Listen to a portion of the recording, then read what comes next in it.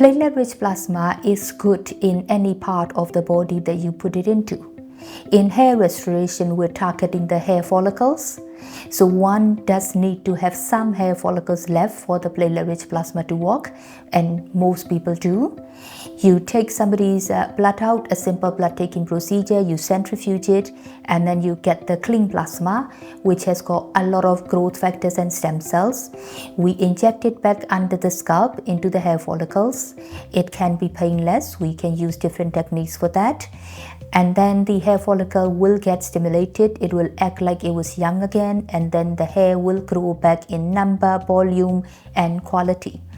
It takes about 3 cycles for somebody to get it the right result that they want, and you can do it as much as you like, and you can do maintenance as you see fit. The technique works. It depends on the quality of the blood, but most people will see the result with 3 cycles.